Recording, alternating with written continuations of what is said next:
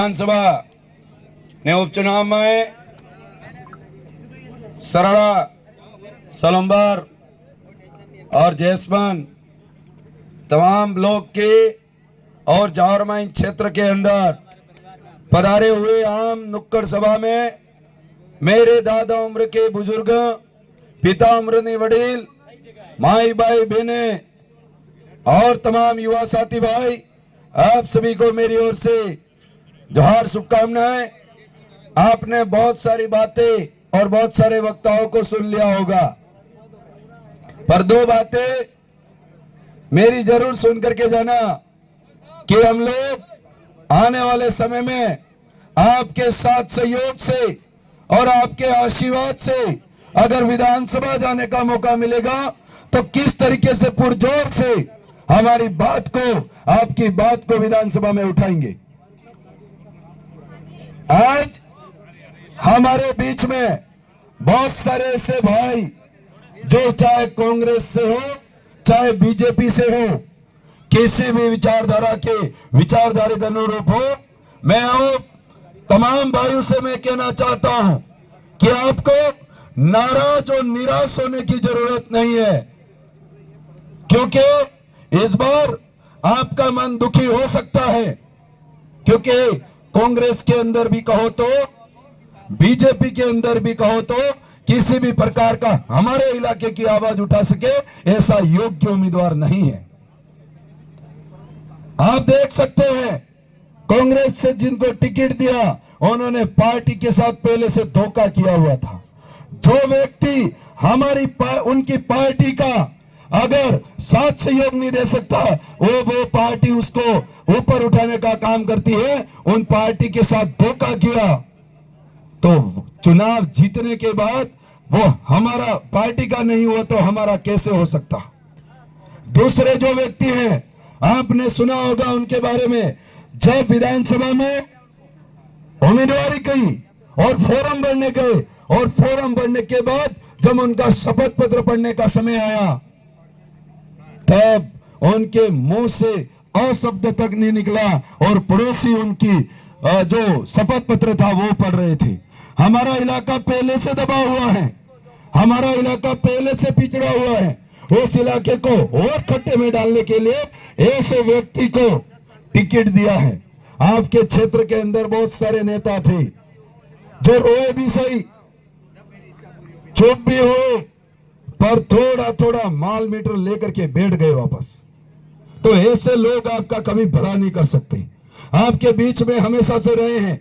मैं एक बात जरूर कह करके जाना चाहूंगा इस क्षेत्र के लिए विशेष, कि जब उन लोगों को जावर माइंस की स्थापना करनी थी, जावर माइंस खदान खोलनी थी, तब उनको पानी की जरूरत पड़ेगी, ये सोचकर उन्होंने डैम बना दिया और उसी डैम का पानी जावर माइंस में यूज हो रहा है और अग्नि हो रहा है।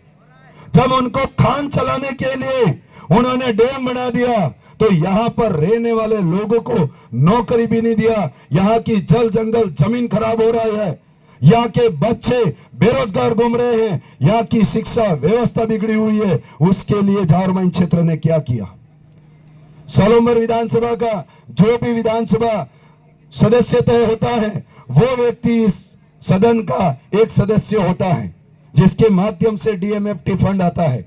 मैं आपको कहना चाहूंगा, आपके सहयोग से, साथ सहयोग से सलम्बर विधानसभा से विधायक बन करके जयपुर जाने का मौका मिले, तब उसके बाद वापस आकर के एक जावरमाइंस को कोर कमेटी के माध्यम से वहां बैठ करके यहाँ की जनता के अनुरूप जो बात होगी वो मैं जावरमाइंस को करवाने के लिए मजबूर कर दूंगा। ये बात कह रहा हूं।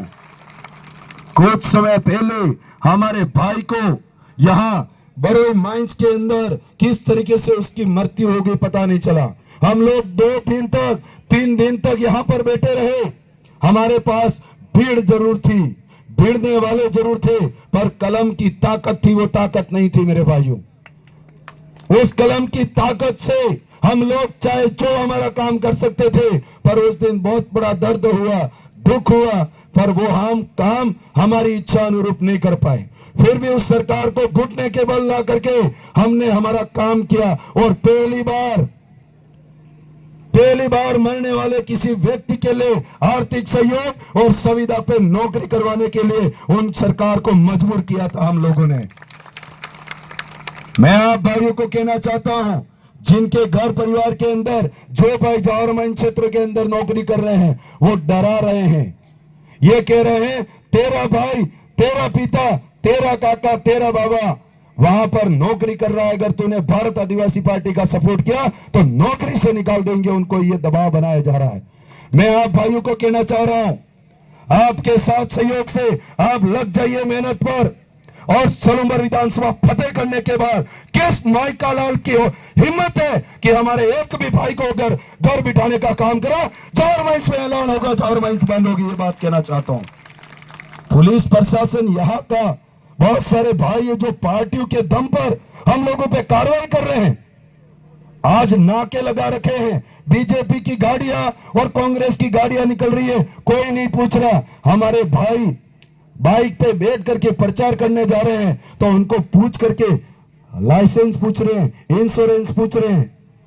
भाई साहब, आप अगर अच्छे से कानून जानते हो तो थोड़ा बहुत हमने भी पढ़ा लिखा है। ये किसी की पार्टी के आड़ में आकर के ये कुछ दिनों की राजनीति है, ये कुछ दिनों का समय है। उस दिन रात और दिन हमारे से टकराना पड़ेगा, उस समय हिसाब किताब करेंगे। ये बात कहना चाह रहा हूं। आप भाइयों को निश्चिंत रहिए, आपको फिक्र करने की जरूरत नहीं है। हमारे इलाके के अंदर बहुत सारे भाइयों को पिछली बार दबाया था। मैं आपको एक बात कहना चाहता हूं कि ये लोग कर्मचारियों को इस तरीके से दबाने का काम कर रहे हैं। वो कर्मचारी अगर किसी व्यक्ति के सामने, किसी पार्टी के सामने अगर ओपन वोट डाल देवे तो शायद ये लोग उसको फांसी भी दे सकते हैं। इतना खतरनाक का डराया गया उनको। अगर किसी का प्रचार नहीं भी कर रहा है और कहीं जा रहा है तो उस व्यक्ति को एपीओ कर दिया जा रहा है, और अगर इनके सामने वोट डाल दिया जाए, इनके पास प्रावधान है, फांसी भी सुना सकते हैं ये लोग। मैं आपको कहना चाहता हूं, बुजुर्गों को पिछली बार बहुत बेवकूफ बनाया और ये कहा गया पेंशन बंद हो जाएगी। मैं एक बात याद दिलाना चाहता हूं, कांग्रेस सरकार के टाइम पर विधवा को, 9वीं क्लास की बच्ची को और महिलाओं को बहुत सबसे ज्यादा फोन देने का काम किया था। दिया था कि नहीं दिया था? और प्रचार के दौरान कह रहे थे कि ये हाथ में फोन है, वो फोन आपका बंद हो जाएगा अगर हाथ पे वोट नहीं दिया, कांग्रेस को वोट नहीं दिया तो। कितनी माई भाई बता सकते हैं कि आज आपका फोन बंद हो गया है? कितने भाइयों का फोन बंद हुआ? कोई फोन बंद नहीं हुआ। यह सिर्फ एक लुभावना, लालच था। इन बातों में आपको नहीं आना है मेरे भाइयों। पिछली बार बीजेपी सरकार ने सरकार में आने के लिए महिलाओं को इकट्ठा करके उनकी मीटिंग करी गई थी और उनको यह कहा गया कि आपने जितने भी समूह लोन लिए हैं, बीजेपी सरकार सत्ता में आने के बाद सुबह ब्रश करके उठते ही हम लोग आपका लोन माफ कर देंगे। ये कहा। भाई साहब, कितनी बार उठ गए और सो गए, आज तक पर्ची नहीं खुली क्या पर्ची सरकार की? ये बेवकूफ बनाने के तरीके हैं, इसीलिए इनकी बातों में नहीं आना है। आपके साथ सहयोग से अगर विधानसभा जाने का मौका मिला, मैं आप जावरमन क्षेत्र के तमाम भाइयों से कहना चाहता हूं, जितने दिन जावरमन क्षेत्र में धरना देकर के बैठना पड़ेगा, आपका भाई, आपका बेटा वहां पर बैठेगा और इस मांग को लेकर के बैठेगा। सारे भाई हमारे इस क्षेत्र में लगने चाहिए। आज एक नट बोल्ट खोलने के लिए बाहर से इंजीनियर को बुलाया जाता है और 1 मिनट के अंदर 1 लाख पकड़ के उसको दे दिया जाता है, और हमारे भाइयों को ऊपर बबूल काटने के लिए रखा गया है और उसको कहते तेरे पास पास नहीं है, आज मता कल मता, तेरी कंपनी की वैलिडिटी खत्म हो गई। ये कर करके आज बेवकूफ बनाया जा रहा है। मैं तो उस मालिक से कहना चाहता हूं, अब भारत आदिवासी पार्टी का सलूमबर विधानसभा का लाडला जीत करके जाएगा, उस दिन तेरी भी वैलिडिटी खत्म हो जाएगी। ये भी ध्यान रखना। तो बोलने को तो बहुत कुछ है, बहुत कुछ सुन लिया है आपने। आपके आस और विश्वास से मैदान पर हूं। ये चुनाव में अकेला नहीं लड़ रहा हूं। आने वाले समय के अंदर हमारी जीत होती है, वो जीत का चेहरा आपके सर पर होगा, वो सब बैठे हुए व्यक्ति आप विधायक होंगे। ये बात मैं कहना चाहता हूं। हम लोगों को परेशान करते हैं दर बदर, शासन हो प्रशासन हो, यहाँ के कुछ लोग नुमाइंदे हो, वो बार बार परेशान करने का काम करते हैं। अगर आपके बीच में आने का मौका मिलता है और आपका कभी भी किसी भी वक्त कहीं पर भी अगर काम की जरूरत पड़ती है, आपका बेटा आपका सेवक बनकर के आपके बीच में खड़ा रहेगा। ये बात कहना चाहता हूं। चाहे कांग्रेस की विचारधारा के नाराज पक्ष के लोग, बीजेपी की विचारधारा के नाराज पक्ष के लोग, मैं उनको उजागर नहीं करना चाहता। आप जब बूथ के अंदर जाओगे तो अकेले ही वोट डालने जाओगे और आपका मन जो कहता है वो काम करके आ जाना।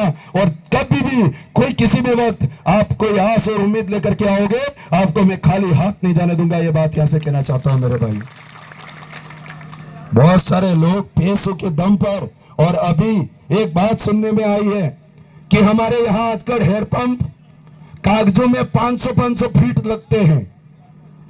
कागज में हेडपंप 500 फीट पे लगते हैं, उनका पैसा उठ जाता है और जमीन पर जाके देखते हैं तो हेडपंप ही नहीं होता है। आज रोड है, आज बहुत सारे रोडों से 20 साल हो गए, सेंक्शन हो गए, पैसा खत्म हो गया, और उस जगह पे जाके देखते हैं आज भी एक भी रोड देखने को नहीं मिलता है। वो सारा पैसा हमारे जाने के बाद इस इलाके में लेके आने वाले हैं। मैं तो कह रहा हूं, आपका ये हेडपंप का पैसा है, आपके रोड सड़क का पैसा है, आपके बच्चों की शिक्षा का पैसा है, उसको ले लेना, घर में रख देना, और इनको अब की बार ऐसा सबक सिखाना है, पता चले खाइन खदेड़ीन वोट खरे आली है जो जीवी पता नहीं पर जो है तो खाली था जाओ सब। ये बात के वो सब 2-3 लोग झब्बा पजामा पहन करके और प्रचार कर रहे हैं कि हमें मेरे वहां ब्लॉक के अंदर, गांव के अंदर उनके पिछली बार टोटल 18 वोट आए और 15 मंत्री अभी वहां स्वागत कर रहे जा रहे, 15 मंत्री दौड़ रहे हैं, और जाकर के धरल माता का तो रोड ही पास कर दिया कागज में, और मारे बेटे एक बे ही होगना वही साइन भी कर दी थी, पास થઈ ગયો। मैं कीधु काले सालूत कराओ एक फरो देखन टेको हुए थे। इसीलिए लोग समझदार हो चुके हैं, आप भी समझदार हो, किसी भी की भी बातों में आने का वो नहीं है। ये वोट हमारे स्वाभिमान से है।